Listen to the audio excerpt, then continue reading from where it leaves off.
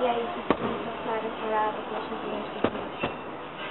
Pois, depende se o material é madeira ou é pedra.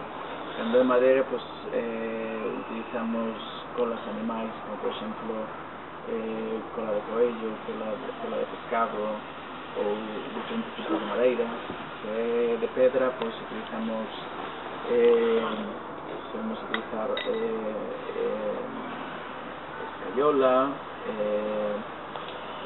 diferentes tipos de resinas acrílicas, depende un pouco da técnica. Tedes permiso para restaurar pezas que veñen ao museo? Pezas que veñen ao museo? Sí, tedes permiso para restaurarlas?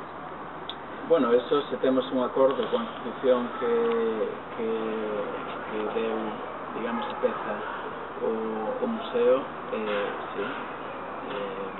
Temos que falar novamente con a institución e cos conservadores que teñen ali, cando acordamos que materiales e que técnicas a utilizar, pues, sí.